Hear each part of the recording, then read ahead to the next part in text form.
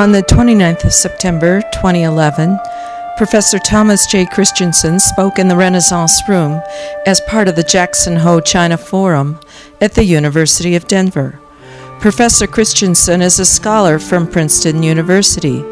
Christensen lectured on the effect of the weakened American economy and China's relationship with the United States.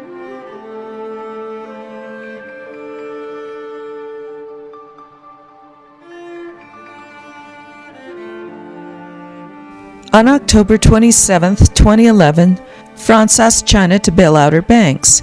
In exchange, China said it may consider the French request if criticism about the currency exchange were halted.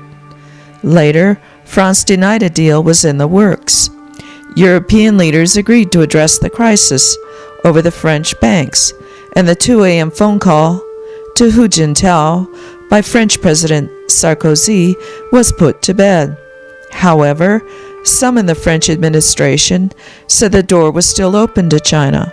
The murky depths of Sarkozy's attempt to enlist the Chinese in his country's failing bank crisis remained murky. The markets in the West lifted for the next few days. We could not help but remember Pepe's famous line in the film Le Violon et l'Enfant, when he declared, in the moody despair of post-war France, that one day the Orientals would make France a colony, in a telling reversal of fortune. What was the history of France vis-a-vis China? Would the past affect the present, and in affecting the present, would it alter the future? But before we continue, we ought to consider this. All about Israel are vehicles that have been destroyed during terrorist raids in Israel, in which Jews have lost their lives.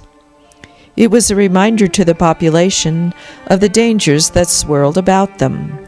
In China, there are the vestiges of the European buildings, a reminder of the wealth of foreigners in China, and of her own impotency against the might of the West.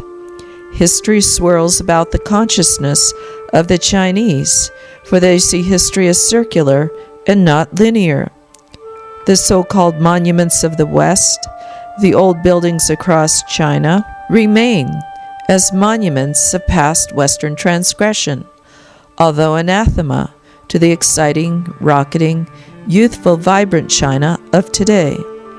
In summation, on October 27, 2011, France asked China essentially for a bailout of its banks.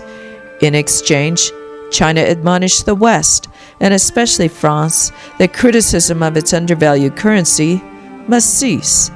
Within a day, the markets jumped considerably, but the controversy was buried in murky waters. Europe stepped up to the plate, thus the rescue of the markets. For the moment, Time magazine was quick to come out with a cover story, declaring that China was becoming the panacea to the West's financial ethos.